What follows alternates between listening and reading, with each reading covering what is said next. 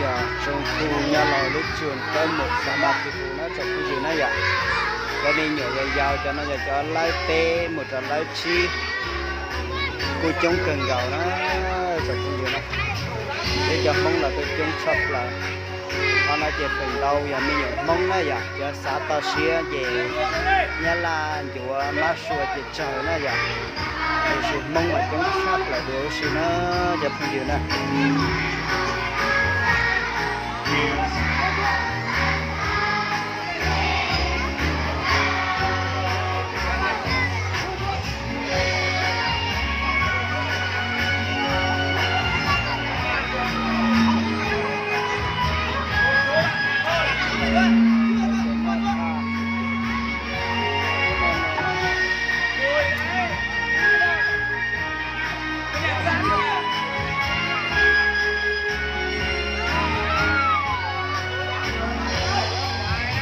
chống kiệt tìa đó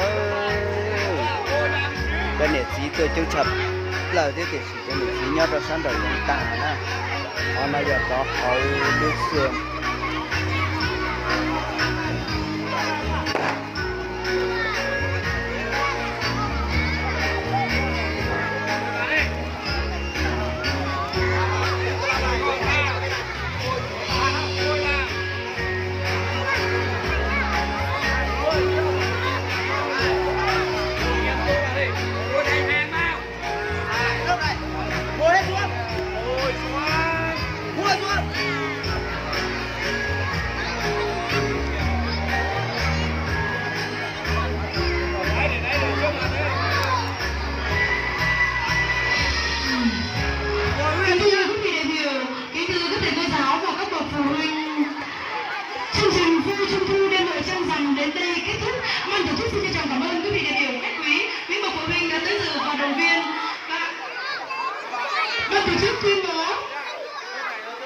bế mạc cái buổi trăng rằm ngày hôm nay và yêu cầu các lớp chúng ta sẽ thu dọn vệ sinh khu vực của lớp mình và các đồng chí đoàn viên thanh niên sẽ tập trung để thu dọn sân khấu. Hẹn gặp lại quý vị đại biểu của các bậc phụ huynh và các em trong mùa trung thu năm sau. Xin chân thành cảm ơn. Nào cái lớp này chụp ảnh nhá. Lên chụp ảnh đi, lên chụp ảnh.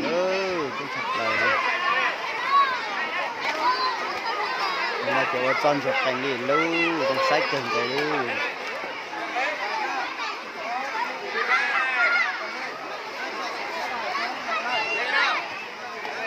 hôm nay giờ lúc trường cấp một xã mặt thủ hữu nó sẽ không gì nữa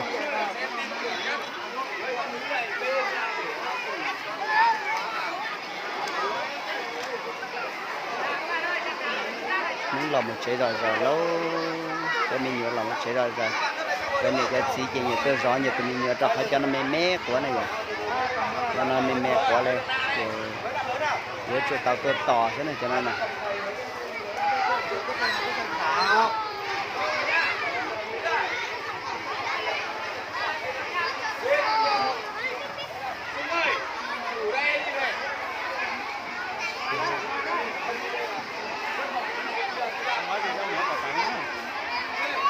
tôi tạo trên cái hay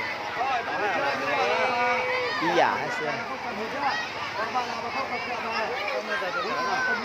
anh nào cũng chỉ mua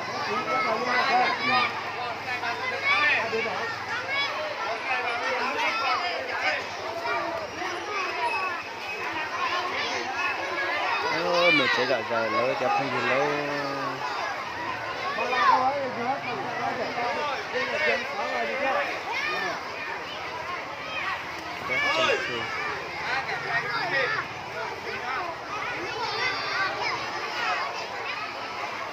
Áo xuân hương đây đúng không? Xuân hương áo đây đúng không? Không, không có áo đây.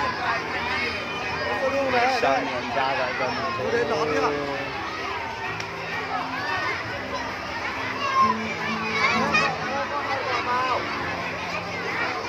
Em vé đó là của cái lớp đó.